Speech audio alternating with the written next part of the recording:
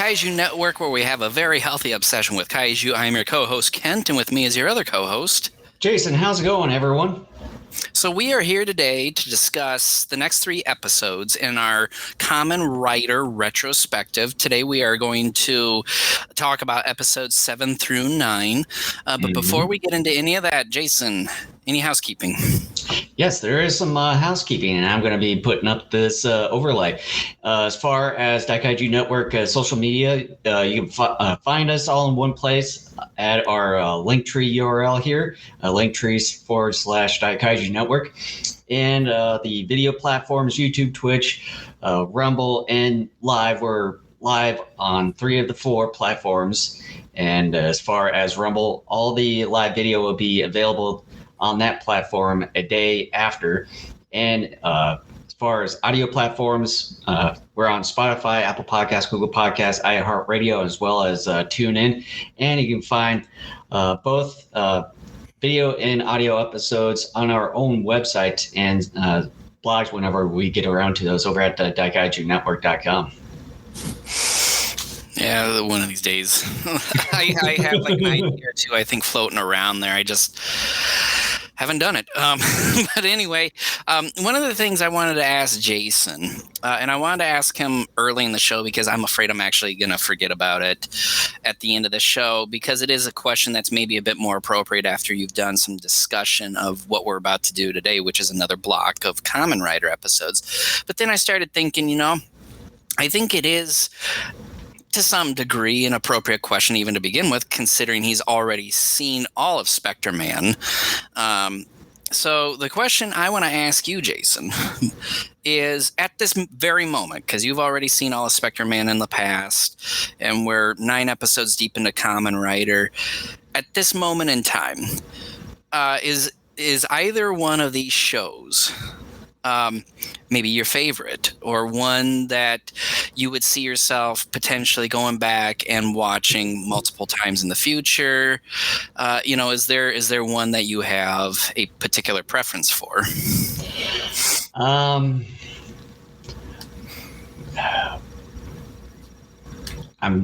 thinking, as far as a more of a serious story-wise, maybe of a better story one, I would definitely pick Kamen Rider over Spectreman. I think that would be a little bit more viewable. But as far as something, if you just want to turn your brain off and just kind of, get a kick out of certain things, definitely Spectreman is although we did have a very good discussion a month ago about Kamen Rider that had us in tears for a bit. So definitely Spectreman would be your coup de grace for any craziness and laughs and everything. And but as far as the villains and everything, Spectreman, because I'd say Dr. Gory, they have a little bit more of a backstory to him rather than Shocker, although they were kind of slowly getting there with Shocker and everything. But I know from a couple episodes ago that we tend to know that as far as Shocker goes, that it has a little bit of a history or sort of a tie-in to the whole Nazi regime from many years ago. A little bit today. Yeah, definitely with the first episode for that matter. But I would say there's both sides as far as which one is better. But I would say as far as the overall aspect of a show, including a lot of the story, the characters, villains, visual effects or practical effects, I would say Kamen Rider at this point in time. For me, I would at this point say Kamen Rider as well. And unlike you, I haven't seen an entire series of either one of these shows. So I'm coming at both of them with fresh eyes at this time. I had high hopes, though, with Spectreman, because you would periodically bring it up over the last odd number of years. And as we've gotten further into it, I'm like, I think I would disagree with you in the fact that Kamen Rider isn't quite as nuts as Spectreman. I would say overall, yes, from beginning to end, Spectreman is more nuts, but Kamen Rider certainly has it's some of its ridiculous moments as well, and we're going to talk about some of those just in this block of episodes we're going to discuss today. Spectreman, I would say Kamen Rider to some degree, yeah, maybe does take itself a bit more seriously than Spectreman, but and as far as a better story comparing the two, I would say Kamen Rider. I would too, which is a shame because this whole series started off with Spectreman coming to try to not just stop Dr. Gory, but to help against pollution. Dr. Gory hates pollution himself, but is using it as a weapon to try to eradicate mankind so he could colonize it. There are things about Spectreman that so far I do like. I do think the actor playing Dr. Gory is really good. It's a very memorable actor.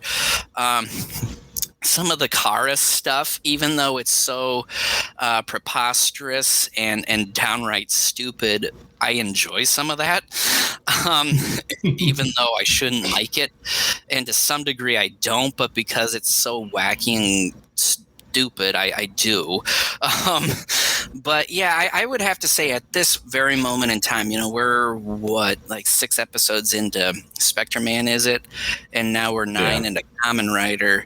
I would say going down the road, like once we get done covering both retrospectives and just in my free time, if I wanted to, go back and revisit which one maybe in the big picture am I going to watch more, it probably would be Kamen Rider. I'm not going to say I won't watch Spectreman again, which I do believe at some point I will, but I would see myself probably going through Kamen Rider 1 or 2 more times at least before even touching Spectreman again, at least the way things are going right now at this point. But so yeah, I guess we're kind of in agreement that we both would probably pick Kamen Rider as kind of our favorites at this point in covering the 2 retrospectives. With that said, let's go ahead and get into this new batch of Kamen Rider episodes. Once again, we're covering episodes 7 through 9. Episode 7, the title of it is Duel with Grim Reaper Chameleon, World Fair Impression. And for mine, the Deadly Chameleon Showdown at the Old World's Fair. Some of these titles, but I think some of it may just be like, interpreters sort of. Yeah. Not really opinion, but kind of their own viewpoint, maybe as far as how the structure is. Because I'm learning Japanese, and I'm starting to slowly figure out sentence structure, and it is kind of weird how they structure their sentences. So yeah, and speaking of which, since you're talking about learning some Japanese, I know I've gone through the whole Rosetta Stone. I've done a little bit of Duolingo. I've got a few books, like workbooks, coming in sometime this week, just to kind of do a little bit more learning and then the actual writing and all that stuff too. So hopefully, do a little bit of that. Before I even got the Rosetta Stone for my wife for Christmas here about 6 years ago, I picked up oh yeah, I do have it up here still. You can't really see it, but I have this audio series with some workbooks and stuff where it not only teaches you how to speak, but to read and write. And then obviously I got Rosetta Stone, and then I've picked up a few books too on how to read and write it as well, including kanji, the katakana and hiragana. I just actually, about a week and a half ago, bought some flashcards. I also have a Japanese dictionary as well. But I've even bookmarked a site where it kind of tells you how you should study it, and then it gives you other resources such as podcasts and websites and things to kind of help you out with your learning. But getting back to Kamen Rider here, if anybody remembers the last time we discussed Kamen Rider, you would remember that I am a huge fan of the Grim Reaper Chameleon, Shocker henchman. I just love this character. I think he turns out to be rather competent and just kind of a cool character in terms of not just how he looks, but his abilities as well. And I gave his first episode an A+. I considered it to be, at this point, one of the better episodes within the Kamen Rider series. And so we had our first sort of continuation of a Shocker general, as I like to call him. And here we are. We had learned last time that Shocker is somehow associated with the Third Reich, and we're finding out more that there was kind of this secret box that Hitler had sent to Japan, and only this other guy who was kidnapped in the last episode, Tsunade, I think was his name, he somehow was the only person that knew of it. He was on the submarine that carried this box to Japan, because what Hitler had planned to do, according to Tsunade, was he was going to somehow flee Germany and reestablish the Third Reich in Japan, which historically, to my knowledge, is not true. But regardless, I think it's a cool plot point anyways. Because in some shape and form, the Japanese and Nazis kind of were tied together to some degree. But yeah, we get this episode where it's about this mysterious box, and sadly, to kind of jump towards the end, we never find out what is in this box, because this box was hidden in a Nazi coffin, like buried in the most obvious spot. They were saying that, first of all, they needed a map. They got this map from Takeshi earlier in the episode, I should say, and they needed this special map to find the location of this box. And the box is buried in a coffin, and what is marking this spot is a cross. Yeah, it's like, and they made it's like a cross. Yeah, a cross out of middle of nowhere. Well, and it's like, why hasn't someone else, like grave robbers or just someone who just is sick and twisted, maybe wanted to dig up someone and steal like any jewelry or belongings? Like, they made it seem like it was so mysterious and difficult to find this. And it's like, it's right there, this white cross that's like maybe 4 feet tall. But then, too, what we find out is we never find out what is in that box, because Kamen Rider said he destroyed the what was in it because it was too dangerous for anyone to mess with. Yeah, and one of the things, too, is that for whatever reason, towards the end here, when they both the chameleon and this Nazi professor, dig in this spot and then bring out the casket and then open it, somehow Kamen Rider was already in it. So I'm just like, okay, so maybe like a couple sequences or so ago, we see him, falling off from that one tower at the old World's Fair there when he was Hongo. Sort of, I think he was paralyzed by this some sort of paralyzing mesh or something, falls off, but then he luckily transforms into Kamen Rider to avoid, being flat. As he's falling onto the ground. In effect, from a previous episode. And then, for whatever reason, I'm not sure how he manages to get into that coffin. Well as the disposing of the secrets when he told his chameleon before defeating him. and then he gets himself into the coffin. Not sure how he manages to get into the ground, and then buries it without any footprint whatsoever of it actually being there, but with like all the prairie grass and stuff kind of on top of the whole area where the casket was buried under.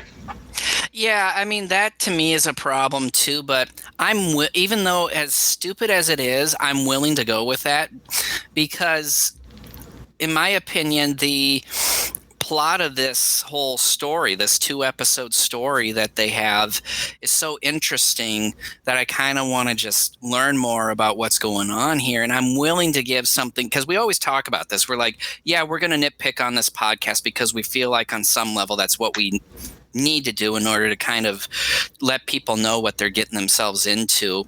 But a lot of times too, we just kind of will mention it, but kind of let it go and not necessarily affect how we, view a movie or a show or what have you. But for me, it didn't bother me as much as it did you. But like I said, the thing that bugged me the most is because this was such a huge plan to not just like, what was it, 16, 20 some odd, like 20 some odd years or whatever after the end of the war, that Hitler, before, he ended up killing himself, was going to rebuild the Third Reich in Japan. And now Shocker, which I'm assuming are remnants of that Third Reich, they're wanting this document or whatever was in this box to maybe rebuild the Third Reich themselves. But we never find out. And to me, they did such an incredible job of bringing in an interesting story that had me hooked. Because if you remember when we first started this retrospective, I was telling you, the little bird or eagle that they had where the head shocker individual is talking through. I'm like, that reminds me of like Nazi symbolism. And we're finding out that that's probably what it is. These guys are probably remnants of the Nazis. And so they were going there. And they had this incredible story built up. And it's like, oh, like Nazis. We're getting the Nazis trying to come back. But then on top of that, too, there's a secret box with whatever it is in it that's supposed to really help Shocker finally build like an army or whatever and get followers and all that to take over the world. And we never find out, they raise the stakes. Like the stakes are very high that if they get to this container, whatever is in it is going to ultimately like give them the upper hand mightily. Yeah. But then we never find out what's in it. We, the audience, are never shown nor told what was in it. And to me, that's, it's almost the equivalent of doing something like watching Rocky 4. Rocky and Drago are going to duke it out at the end of the movie. But then what they do is they don't show you the fight. And then they cut to the end where like maybe Rocky's heading back to the locker room and there's talk of them saying like he won or whatever. Like they don't show you what you really came to see. And, that's what ticks me off the most about what they did here with this particular episode, because they raised the stakes so much, because this was going to be something that was going to put like really help Shocker, and we never find out. Like I'm okay with Kamen Rider destroying it, but it would have been nice to see it or what have you. Maybe there'd be a big tussle where the stakes are raised even a little bit more, like in the final fight. But then Kamen Rider ultimately pulls through in the fight, maybe takes whatever contents were in there back from Chameleon and then destroys it. Because that would be the way to do it. And then also right at the end of the episode here, where Hongo goes out to walk, Ruriko is asking where is Ruriko? My bad, Hongo, where is Hongo and everything. But then we see Hongo walking outside, and then he comes by these two puppies and everything, and I'm just like, is there really a point to this? Is there like? I'm glad you brought that up because I brought it up too. Is there some kind of like some behind meaning, some sort of thing to this, or I'm maybe sort of thinking a little bit too hard at this, and maybe it's just some sort of random thing added to the episode. I wrote that in my notes too, because I'm like, there's no point in just showing him just randomly finding these two puppies. And the only thing I could think of, and this is going to sound ridiculous, but I think there might be. I think I might know where you're going. Is that they're basically saying, look, this guy's a good guy. He's your hero of the series because guess what? He will take the puppies and take care of them instead of kicking them. So that's a little bit different than I think where you're going. That to me is what they're doing here, is that even though we already know this guy is the hero, like you don't need to convince us that he's the hero. But my thinking is that, not only maybe did they need to fill in an extra minute or two for runtime, which they could have done more of the final battle and done more, by the way, with the story, like with the contents of the box, if that was a problem. But that's the only thing I can think of. It's like, this guy's our good guy because he will take the puppies, he'll pet them and laugh, and because he doesn't kick them, he's the hero. I thought you were sort of going at the wayside, saying like, these puppies were the actual secret to like the whole Nazi treasure or something like that. That never came to mind. How could you? Those dogs would have been buried for 20 some odd years. Those dogs would have died. They probably either would have died of asphyxiation or starvation. Like, that's sort of the thing I was going at. Is like, am I missing something? Am I confused? Is this what they're trying to get at for some reason? I could just see it where you and I, like if you and I were in the same room watching this episode for the first time, I could see you like when the episode concluded, are these puppies the secret to the third rail? And I'd be like, no, dude, the puppies would have died a long time ago. That's sort of what it was pointing as, like, Hongo was sort of looking after these puppies that were in this casket or something. Spoiler alert, the puppies never come back. So who knows? Maybe he did kick them right off a cliff or something. I don't know, but we don't know. We never see him again. By the way, too, a couple of other funny things, and then I got a question for you. The funny thing is that the final fight is poorly choreographed. There are several moments where he stabs guys, and you can clearly see, like, he puts the sword underneath, like, one of their arms. Yeah, I've seen that, I think, in one of the past episodes. I think it was between him and Scorpion Man where he stabbed one of the minions. You can also see it from there, too. I guess I missed that one. But then, too, okay. How the hell did he kill Chameleon? Because he does the rider chop, and then a mirror breaking effect takes place, and then it's a quick jump cut to Sonata being reunited with his daughter at maybe her birthday or whatever it is. But like, what the hell happened? I have no clue as to what happened. It just happened. He does his rider kick or chop, and then he's gone. And see, here's the thing. Here's what movies over the last 20, 30 years have taught me. And I've heard this on other podcasts as well, where they discuss movies. They say, if you don't see a body, you always have to assume they're still alive. I didn't see a chameleon body. I'm assuming he's not dead. Even though he probably is. But again, I'm going kind of with this whole notion of, okay, if you don't see a body, you have to assume they're still alive. I would at least have to say that the final episode 9, we do sort of get to see that, and then the preview for the next episode.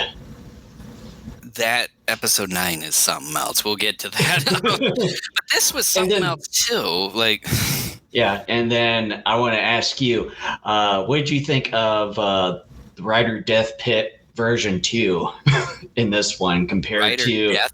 Oh, yeah, right at the very beginning of the episode compared to was it episode 5, I believe. This one was dull. I mean, like this. Look, the other one was really stupid because I think that's the one where we lost the cheese from our cracker on. Was we were talking about how that's a weird way to put it. Well, I'm trying to put it nicely without using a bunch of swear words, but like I think that's the episode, isn't it, where you and I just lost our spadoinkles and we're like, he turns into Kamen Rider because wind from the blast, the bomb, like turns the turbine on his belt that then turns him into Kamen Rider within half a second or less before the explosion actually gets to hit. I don't want to recap all that because it's a lot, but it was so stupid that at the same time I loved it. Again, like it's just, but this one was dull because, again, he's just trying to hold off and then basically is saying, well, if you kill me, you don't know where this map is. Yeah. So, and then the other thing too is that, when they open or both Chameleon and then the Nazi professor realized that this iron box that they had was nothing but a fake, and then it's like, oh, let's release Kamen Rider from this pit and we'll interrogate him. Well, that was sort of a dumb idea where he just basically, punches the shocker minions in the face and all that stuff and then escapes. Well, along with Yumi's dad there. I wrote it in one of the episodes we're going to discuss here. I don't know. I can't remember if it was the next one or the last one, but I'm just going to bring it up here. Shocker, in some ways, is a pretty terrible organization because Hongo finds them all the time. I mean, that's not really... He's able to get in without trouble. I mean, I'm not really surprised at this point with all these tokusatsu shows where the main antagonists are usually sort of dumb in certain ways. Well, yeah. I mean, he just waltzes in there. They don't have guards. They don't change up location of hideouts. They don't have traps. There's nothing. He just waltzes in every single time. Every time he's like... And even Tachibana in the next episode, he just sort of basically waltzes right in, although he was manhandled by the minions there of Shocker. Yeah, but then he just he just easily frees himself and all that. But we'll talk about that here in a few minutes. Yeah, this whole grouping of episodes are really unique. I guess that's a nice way of putting it. But yeah, I mean, the final battle in and of itself was kind of fun to watch, despite some of the bad choreography. The funny chameleon tongue effect through like an empty chameleon mask was kind of goofy, but interesting. But, I mean... I'm kind of more disappointed by this episode because the last one was so good and it built up to something so spectacular and the payoff just isn't there. Yeah. So, I mean, I guess we could even go into final thoughts, really, if you're ready for that. Yeah. I mean, you sort of hit the nail there that with the previous episode being really good and building up to something, you actually had a story or a plot device where it had, specific, significant meaning for it. And then there's a lot of things on the line for that matter.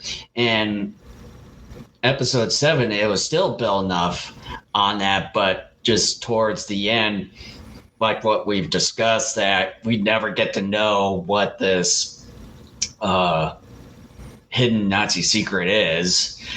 And then mysteriously, Chameleon gets defeated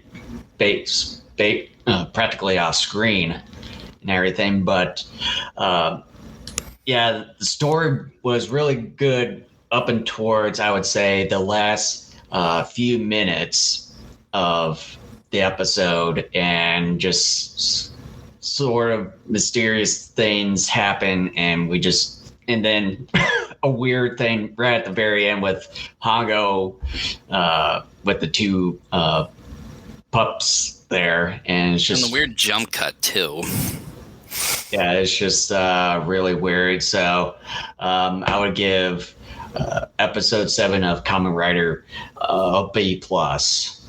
All right, so here are my final thoughts. The plot point of Shocker looking for this mysterious box that contains the contents for Hitler to rebuild his Third Reich in Japan was a very interesting plot point that I do wish the episode would have expanded upon. And I'm talking slower because we've had issues, I guess, where because of Restream, it cuts me out sometimes when I do my final thoughts. Much of the episode, of course, is looking for the box, and when it is found, Kamen Rider has already disposed of the contents, leaving the audience oblivious as to what was actually in the box. The final battle was entertaining but very poorly choreographed. There are a number of moments where Kamen Rider stabs Shocker henchmen. You can see clear as day that the sword goes under one of their arms. There are a couple moments, too, where Rider punches Chameleon and he ends up missing by 6 inches or more. Also, how the heck did Rider dispose of Chameleon? He performs the Rider chop, and then something resembling a broken mirror shatters, and the episode quickly jumps to Yumi's birthday party near the end. Also, Takeshi happening upon 2 random puppies and taking them is really random, and an old trope of showing that he is indeed the hero of the series. It's pretty silly. The episode is not as good as the last one and had potential to be better.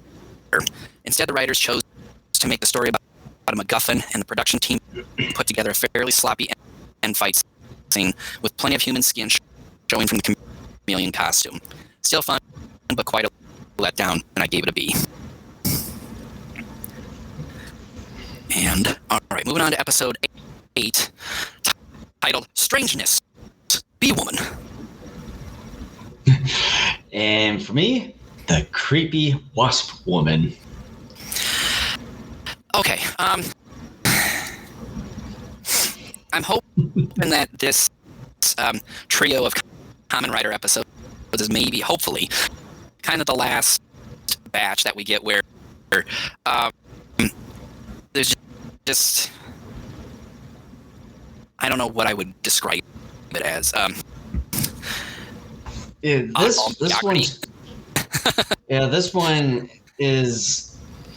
one was a bit odd to me, to say the least. You know, you had right at the very beginning of this episode, you had this father along with his daughter there in this apartment, and his daughter accidentally steps on his glasses, and then they go in. He buys a new pair, and apparently, when people go to buy glasses or sunglasses, that these lenses get basically control your mind.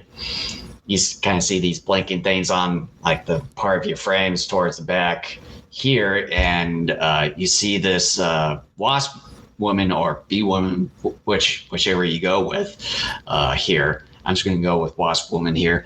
That you see her appear within like the glass lens there, and then they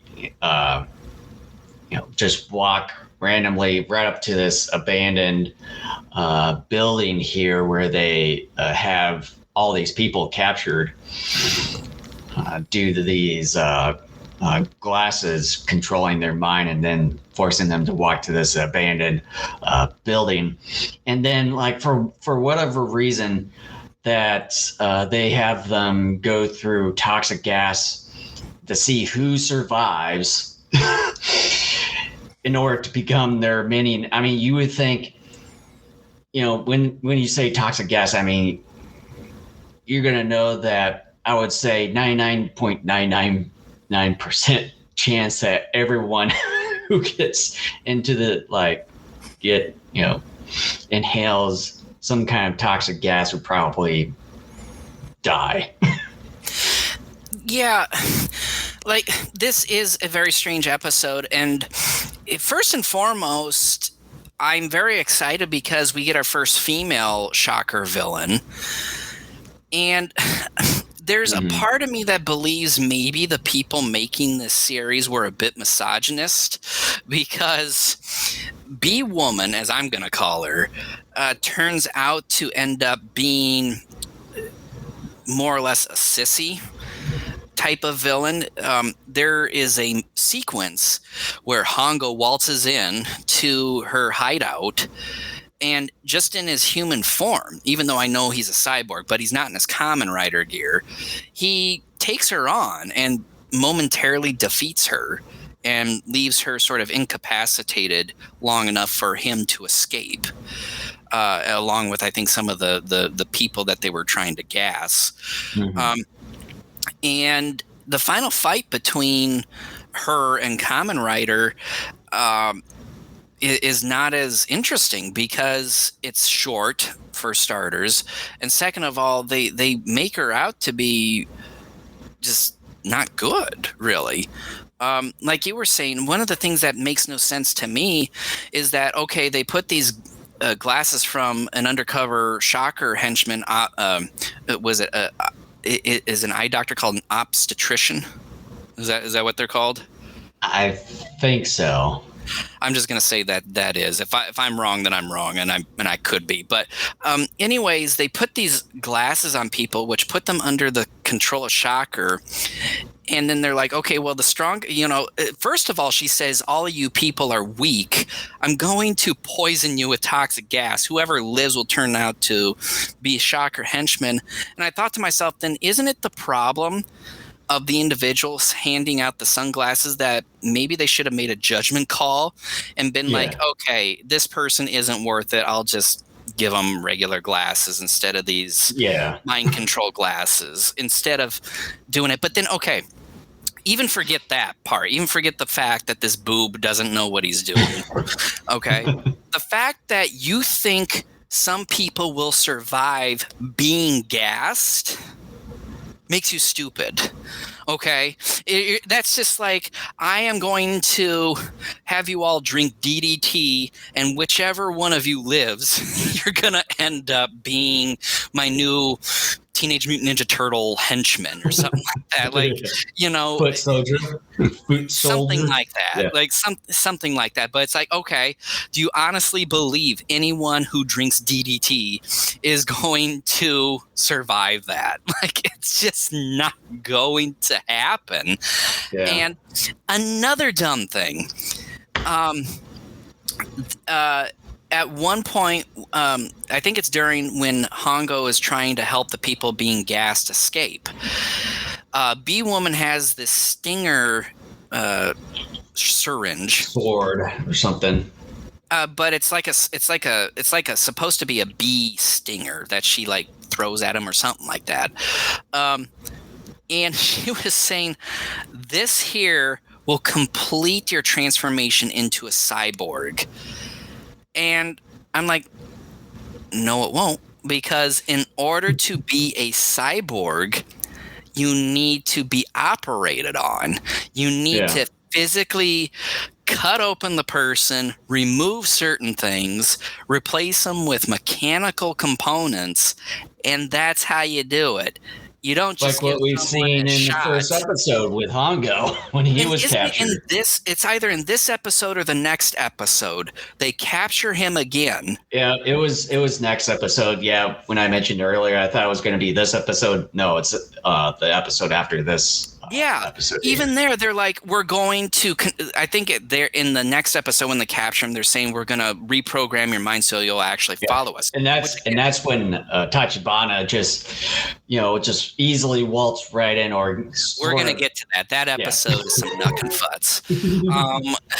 But even there, the series is already tripping over itself because even before this B-Woman episode, they were always trying to recapture him and finish the surgery. Mm-hmm. But in this particular episode, they're saying, no, I'm going to give you a shot, and then that's going to complete this transformation. She does end up injecting him, but then he breaks like some glass in his hands so he can bleed all the stuff out. And I'm like, sort of like an antidote sort of thing. I mean, you would think you just have kind of like one of those insulin type of shots yourself, and then just inject yourself like this instead of just having some sort of little ball thing and then crushing it with your hand while bleeding your hand.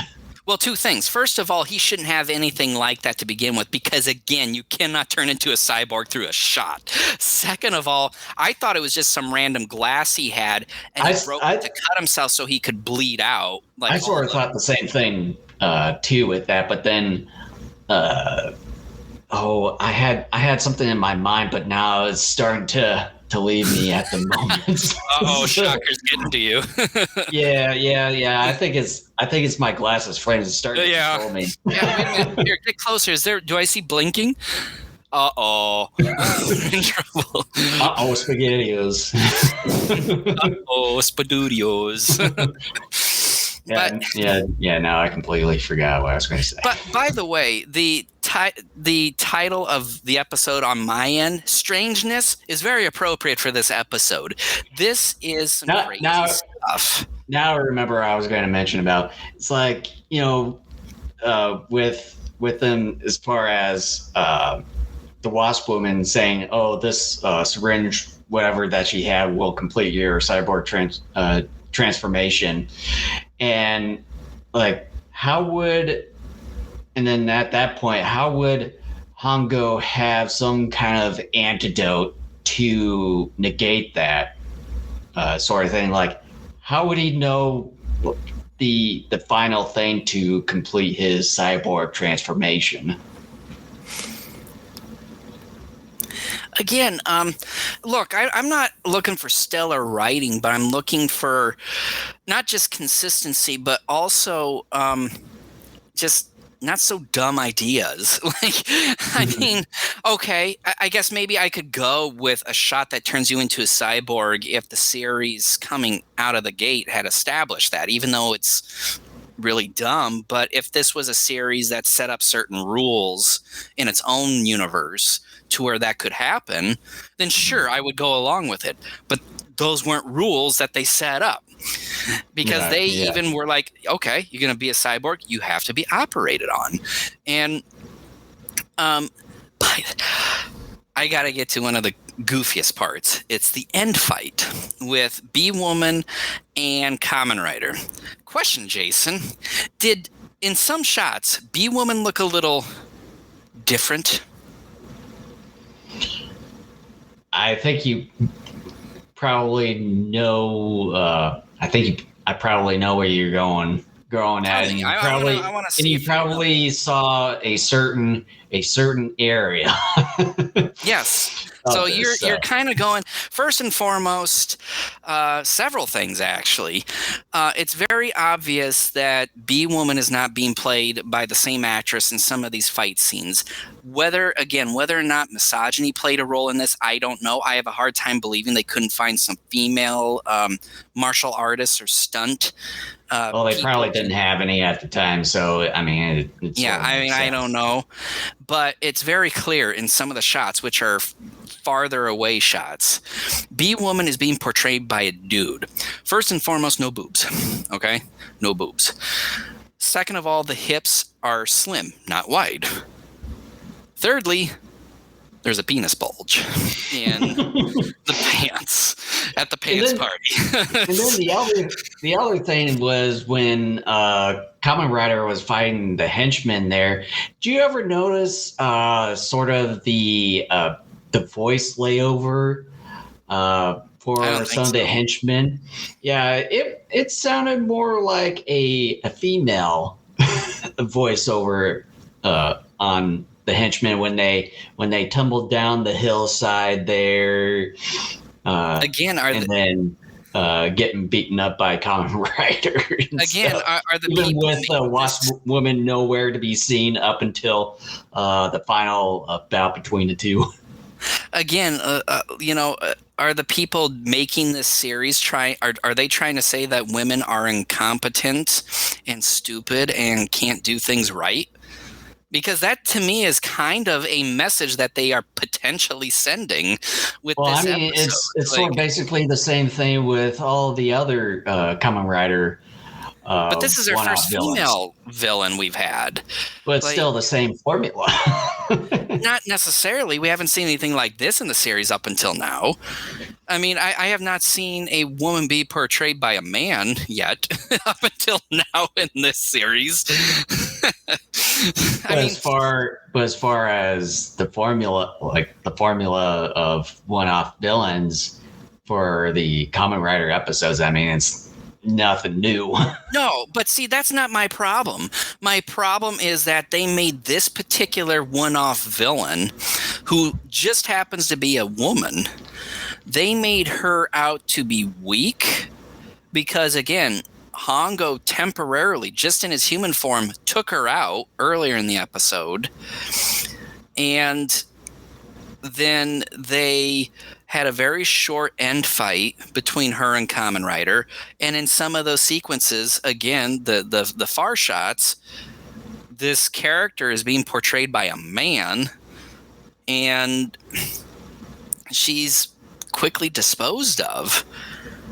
And they make her out to be dumb too, and I don't know if they knew they were being dumb, but her whole plan of, I'm going to gas you, and anybody who survives is going to be a new Shocker henchman, and I'm going to give you a shot that's going to finish off your transformation of turning into a cyborg.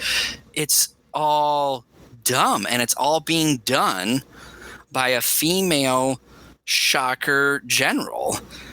And I really do wonder if this was intentional, because I was so excited because, like I said, first off, we got our first female villain, and we got it, like a B, because I'm like, okay, a B character, there's a lot you could do with that. And they don't even capitalize on the fact that this is a B villain, in which you could do all sorts of things with stingers and other things that Bs and stuff can do. They completely they didn't care or whatever. Like, it was an interesting episode, but I would argue probably the worst so far. Because, again, there's just a lot of stupidity running through this episode. The writing's terrible. The fighting isn't all that interesting. And again, I think there could be some misogynistic undertones here. I mean, it's just, I can't help but to look at this episode and being like, you squandered an incredible opportunity here. And it's just, it's a bad episode. Well, I'm just not going to quite get into that sort of specific thing, because, I mean, it's a product of its time and everything. Yeah, I know, but that doesn't make it right, though, either. But anyways, should we just sort of round up this particular episode? I want to get to this final episode, in which I could not believe they were doing some of the things they did in that final episode here. You want me to go first with the final thoughts? Yeah, why don't you go ahead? This is unequivocally the most ridiculous of the Kamen Rider episodes thus far. There are several up-close shots of people wearing glasses where you clearly see the camera crew. B-Woman's plot to gas people, assuming someone will live to be turned into new Shocker generals, is straight up dumb. If they are so concerned about weak people, then why not give the glasses to people who they deem to be worthy? Hongo's receiving an injection to make him fully cyborg makes no sense either. To make one a cyborg, actual operating needs to take place. So injection isn't going to accomplish that. Shocker's ability to have secret hideouts out here is where I have it, where people don't waltz in, like Hongo seems to do nearly every episode, is making them look incompetent. It was also clear during some of the long shots that a man was actually playing as B-Woman. While I wouldn't expect anything less than silliness from a show like Kamen Rider, there are moments such as much of the episode where the silliness ends up being stupidity and a liability.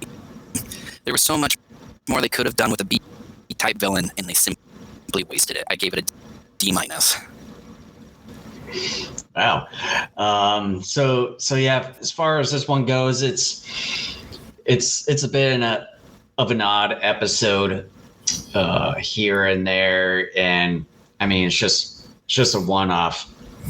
But yeah, as far as some of the reasonings and capturing some of these controlled people, including Ruriko, at that point, too, where they walk to this abandoned building. Then one of the reasons is just gas them to see whoever survives, so that they can be the next Shocker henchman there, which is a bit of a sort of an odd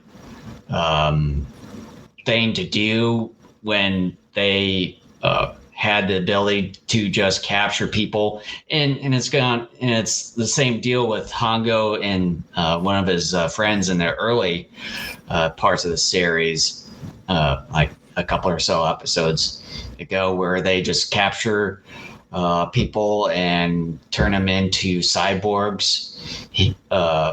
That way, I don't know the reason why they're sort of doing it this way.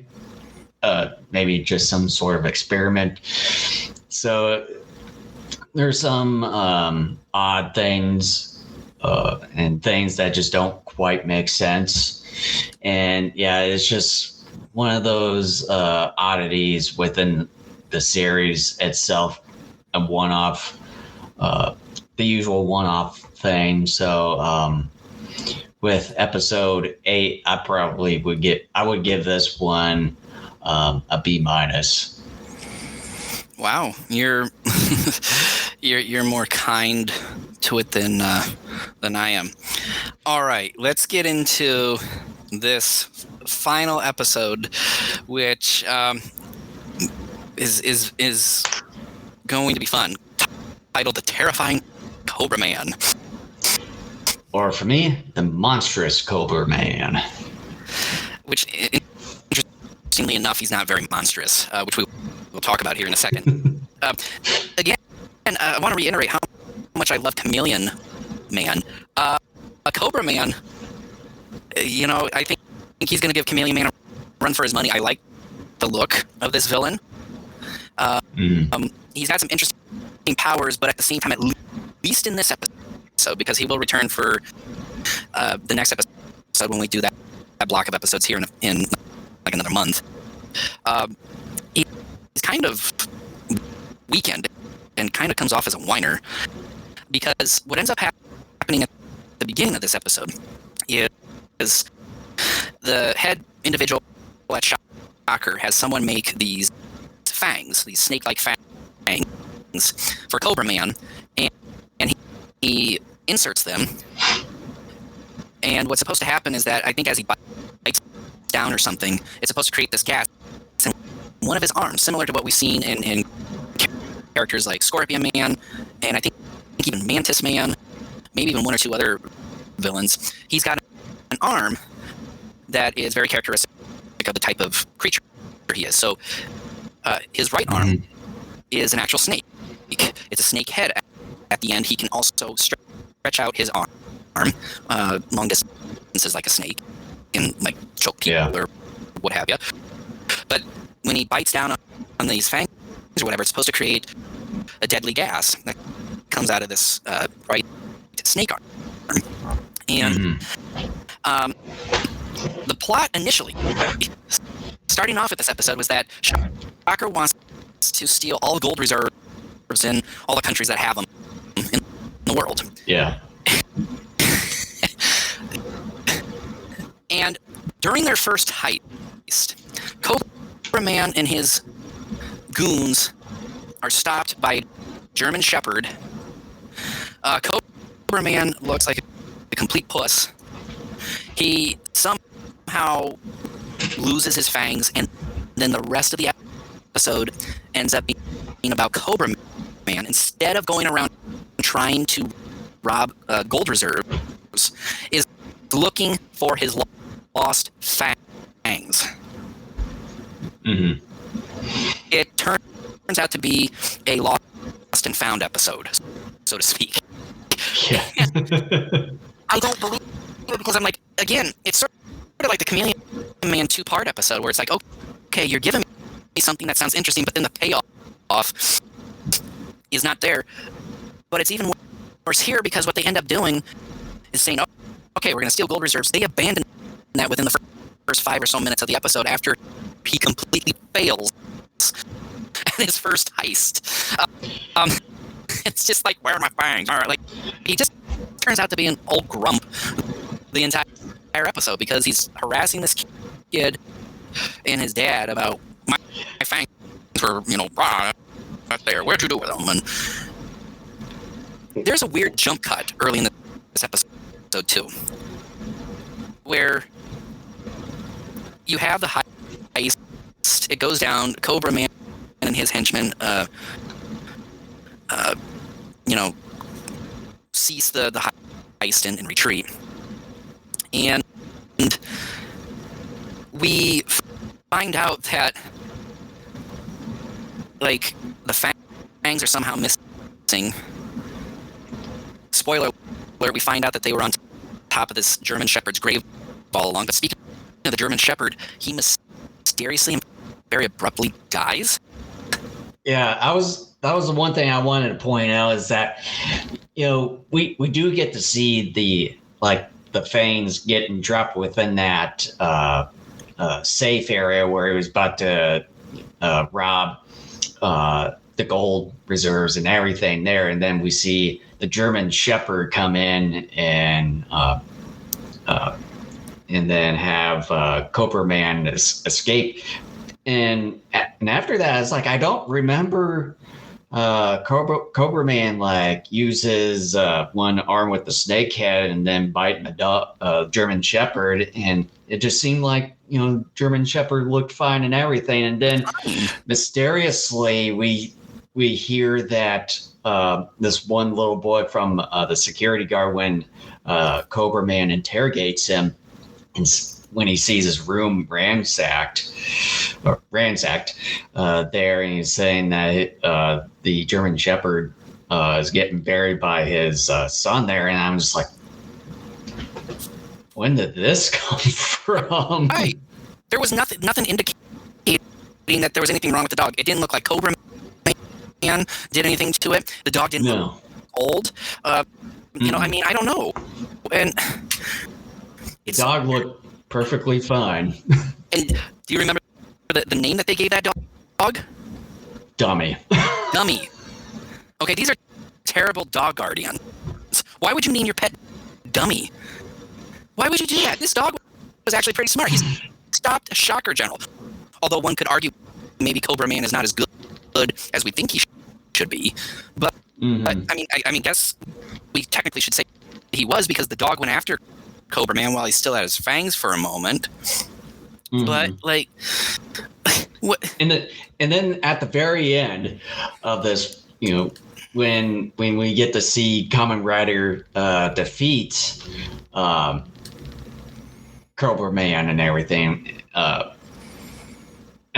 I think he did explode, if I remember correctly. I think Cobra Man's just exploded and all that when he gets defeated, and Hongo lays the flowers on the German Shepherd's grave there, and he picks up the fang, where the fang was just sitting atop of the German Shepherd's grave there. And the one thing is that, you had Cobra Man and the Shocker henchmen go over to where this young boy was, where he was at his grave, kidnapping him and all that in the middle of the episode.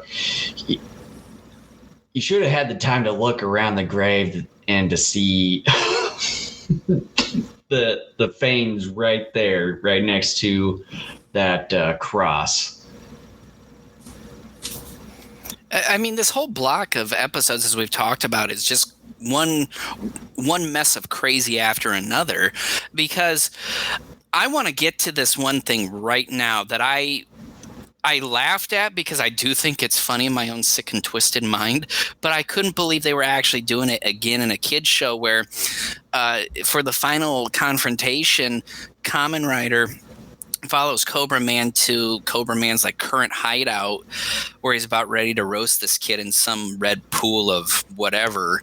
And Cobra Man says he's got a landmine area made out, and I just knew exactly what was going to happen. But I'm like, no, they wouldn't do that. But they did, where Kamen Rider takes several of the henchmen, like tosses them around. They just so happen to land on these landmines, and kaboom! And then he even disposes of Cobra Man, like they're fighting on this platform, and then he like throws Cobra Man off of it, and kaboom! Yeah. He blows off. I'm just like, oh, no way. They went there. I just couldn't believe that what they were doing. It's just like, okay, we're going to make this kind of R-rated. We're going to have people, and of course, it's always the dumb villains who are going to miraculously happen to land on one of these landmines and go kaboom. It just and when they say that they have landmines everywhere around their secret bases, it's sort of the story is sort of telling you that something's going to probably happen. It's foreshadowing is what it's doing. It's telling you something's going to go down, and I'm like, well, because this not only is a kids show supposedly, but it's like, I know Kamen Rider is the hero. This isn't the last episode, so I know Kamen Rider's not going to die or anything. Oh, these villains are going to either be stupid and step on them, or the show is actually going to show Kamen Rider throwing them on these landmines, brutally murdering them, which is exactly what happens. Yeah. Yeah, and again, more bad fight choreography. I mean, again, this whole block of episodes, the fight choreography, while still entertaining enough, just isn't good. Yeah, and then I just wanted to touch upon this now, and I know you probably had some thoughts about it too. Is when Kamen Rider gets captured and then put into the same sort of table to complete the transformation there, and all of a sudden you had Tachibana just come waltzing in. Oh yeah, and everything. So and yeah, and then I forgot about that. Then he gets his he beats the crap out of like the henchmen and everything. Yeah, it makes the Shocker henchman once again look incompetent, because here's this everyday guy who is supposed to be a motorcycle coach for Hongo starting off this series. He somehow finds the Shocker hideout. Although I guess they got a tracker in them. Isn't this the episode where they have like a necklace where the charm or whatever is like a bullet or whatever? Yeah. It was this good luck charm that Ruiko gave Hongo there and put it on around his neck, and then of course, you had that compass sort of tracker. But here's the thing.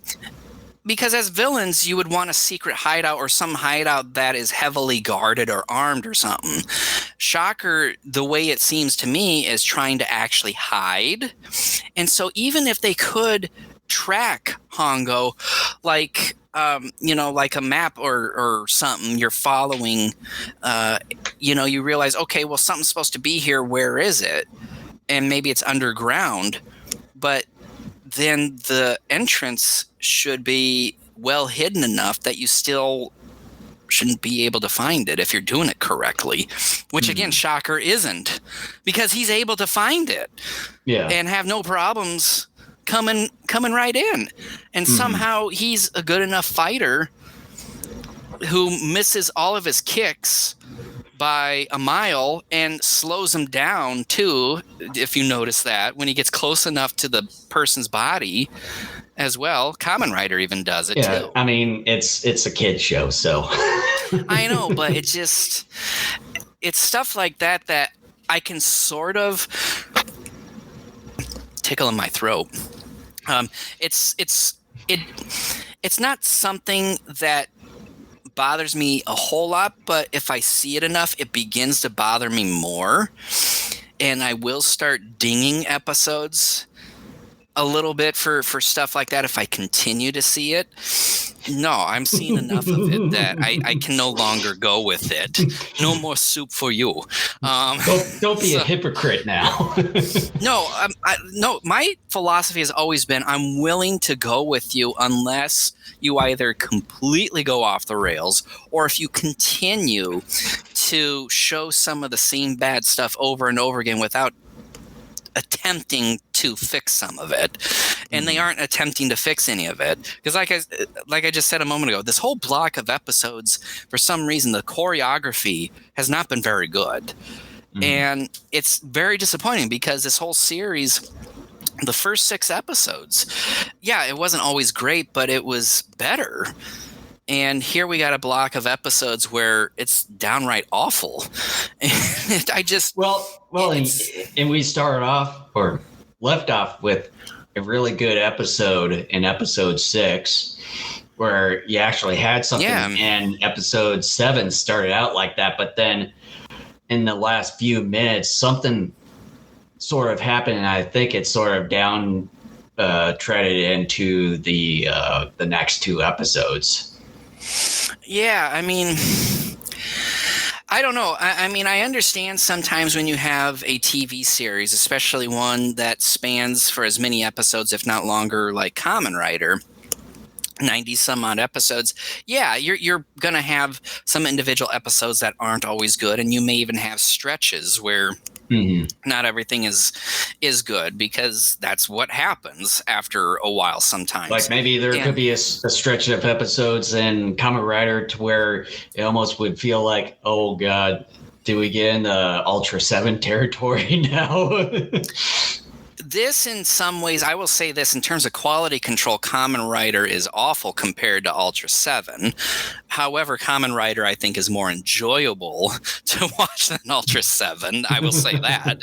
I would rather watch Kamen Rider many more times than Ultra 7, despite the fact Kamen Rider doesn't do a good job of hiding their actors', skin, and, the quality of some of the costumes is pretty questionable and at times too. But anyway, I just hope that maybe this is the last we're seeing of it. It's going to be interesting because, like we had said earlier, Cobra Man is coming back somehow after being blown up in the next Spoiler episode. alerts in the previews. I want to see how they bring him back. To me, that's probably the more interesting aspect of that story, and I bet it's something so ludicrous that I don't think you and I could even come up with a. I'm predicting that we're not going to get anything, and that he just appears without any backstory. Yeah. Yeah. Like, send Cobra Man and boom, like the camera, zooms in on him and he's right there. Like, like we're going to take the little blown up pieces of Cobra Man. Yeah, without it into this magical machine that will put them all together and abracadabra. Like, I'm predicting that there's not going to be a backstory. It's like, oh, we no. I liked Cobra Man out of the previous incarnations of other villains, and well, and that's the thing. Like, I'm complaining that we're probably not going to get a good reason, but at the same time, I don't expect a good reason because I know what this show is. Because it's a kid show. Well, not just that, but this is one of those kid shows where it doesn't give two shits what you think. I mean, and what your expectations are. It's like Spectreman. I mean, it knows what it's doing, but it just gives no shit whatsoever. Yeah, I know. And on some level, I like that. I like the fact that it's telling me, hey, go screw yourself, because you're not going to get that. Like, there's a part of me that enjoys that, because like we talked about with Ultra 7, we were like, okay, you tried something serious, and most of that series was serious in its approach, and we were saying this just isn't working. Go back to being like Ultraman, being your silly hokey self, and just accept that you are who you are. You are a goofy superhero that fights aliens and monsters. Like, just accept it and embrace it. And this is accepting it. Yeah. Even though at times this one is headache-inducing because of some of the things it pulls, but at the same time, I'm always reminding myself, well, this show told you pretty early on, we know we're crazy, and we're not going to try to make any sense out of a lot of this stuff. Yeah. And then to like with these last two episodes, it seems like it's kind of going at some sort of crisis, like what Ultra 7 was experiencing, as far as trying to find an identity at the point. To me, it seemed like it was, in my opinion, it seems like it was trying to be serious in a way, but then like it just ends up in sort of a weird outcome here and there. I disagree with you. I think Kamen Rider is not having an identity crisis like Ultra 7 has. Kamen Rider knows what it is. It's just that the execution, like, again, beating this thing like a dead horse. Like, the choreography is bad. That can easily be fixed. And some of the ideas, like the whole beam woman and the gassing and stuff like that, yeah, that's very stupid. And in fact, it's so stupid that the series had. Well, I guess you could argue that maybe the bomb that turns Hongo into Kamen Rider is maybe just as, if not more, stupid than that. You know what? Screw it. That is on par for what this series is about. And this series is like, you know what? We're going to keep doing this stuff. It knows what it is, even though, yes, it's head-scratchingly dumb at times, but we've seen enough of it before that, you know, it's like, what else do you expect from it? Because we're 1970s Kamen Rider, folks. We don't care about this. We're just going to do whatever the hell we want. Like, and you know what? They have. They absolutely have. This block of episodes has proven that. Oh, yeah. But then you had certain episodes where you had a really great story and going somewhere. And then you have the last couple of episodes and then the last few episodes of episode 7 where it just seemed like, what is going on here? Well, and the more I've thought about that first Chameleon Man episode, I think is an outlier. That actually probably, we should say, does not fit with Kamen Rider because it was a very well written story.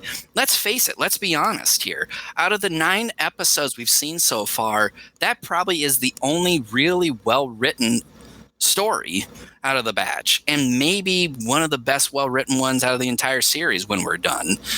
And that's probably the outlier, that the standard for this series is going to just be like, okay, stingers, or should I just say syringes, will turn you cyborg.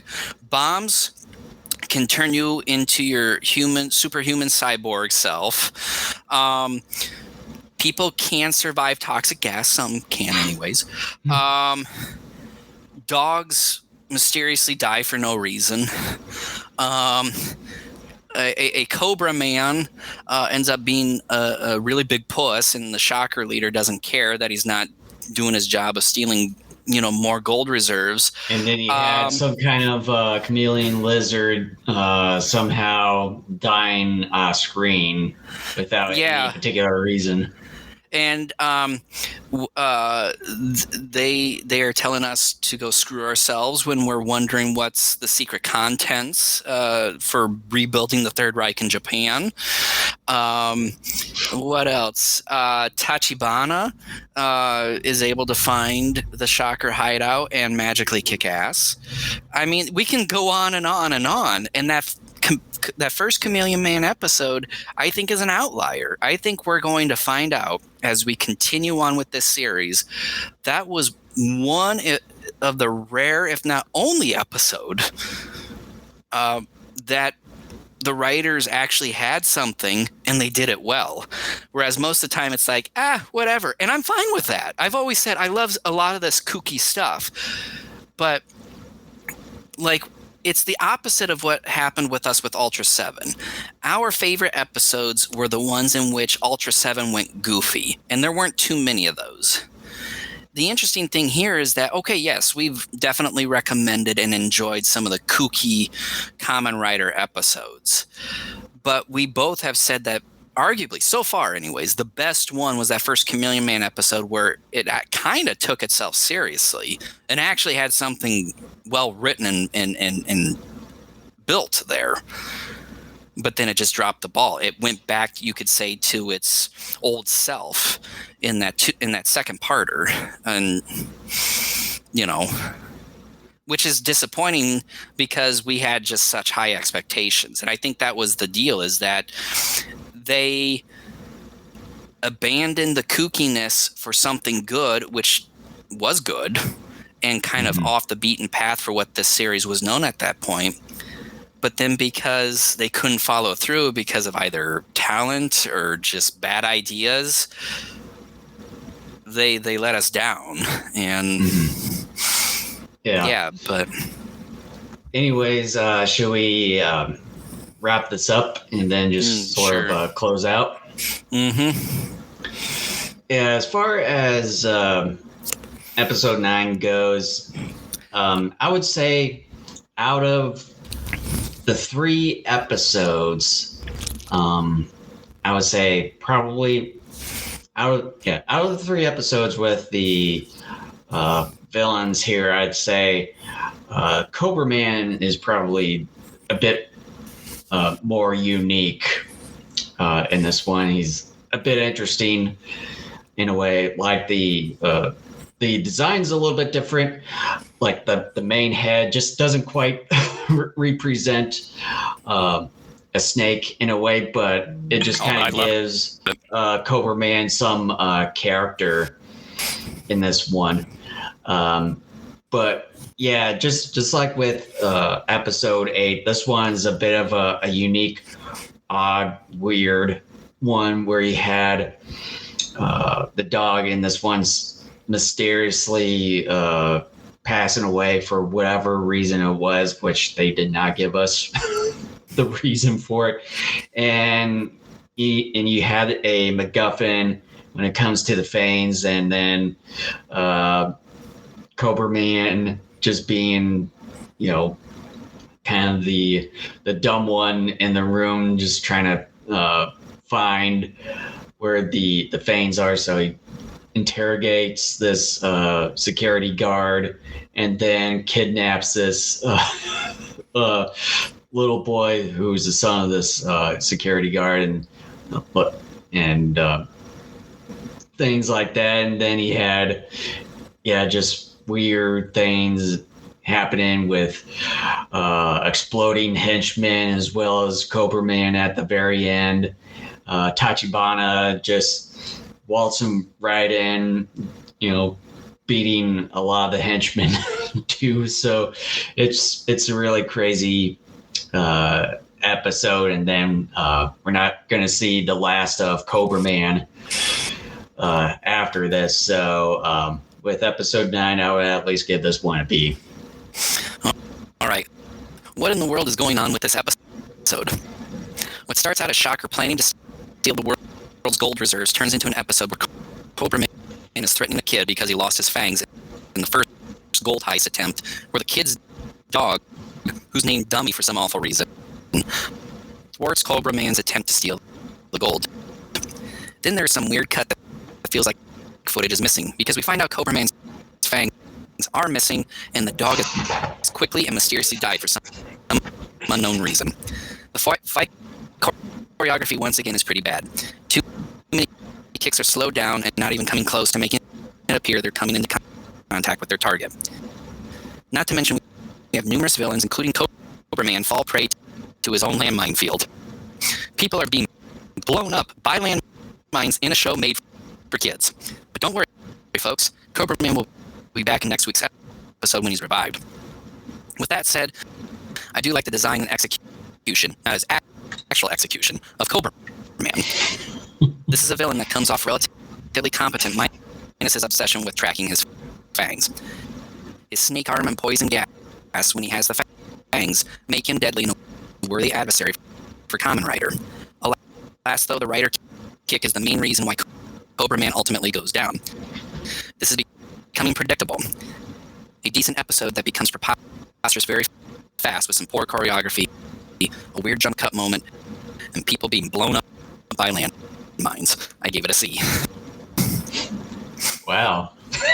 I thought you were going to give it a little bit of a higher grade. It's just knuck and futz. I mean, like I said, again, the thing that bugs me the most about this episode, well, several things. Again, the fight choreography is not good. The fact that the story turns into a lost and found episode when it was supposed to be something different. And just this weird jump cut of just like the dog mysteriously dying and stuff like that. Like it seemed like no significant amount of time had passed. It just was a weird jump scene, and it did feel like a couple minutes or so of footage is gone.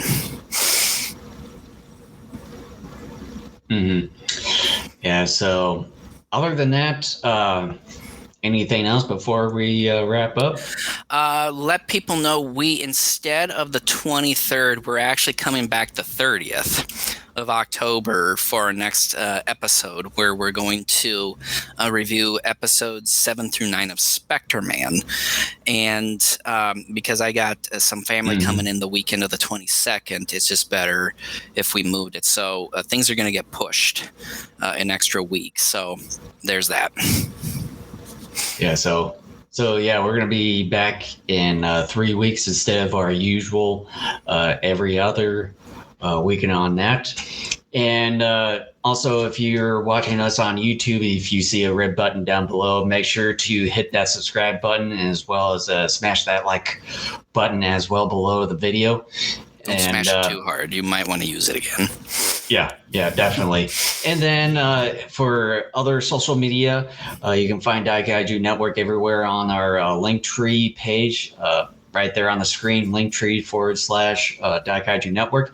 And we're streaming live on the following video platforms. 3 out of 4 we're streaming live, YouTube, Twitch, and Facebook Live. And the episode will be transferred over to Rumble a day later. And we're also on audio versions or audio platforms, so you can listen to the audio versions of our episodes on Spotify, Apple Podcasts, Google Podcasts, iHeartRadio, as well as TuneIn. And you can find both video and audio versions of our episodes at our own website at daikaijunetwork.com. And with that, thank you so much for listening or watching, and we'll be back in a few weeks where we continue our retrospective on Spectreman. All right, we'll catch you guys in 3 weeks.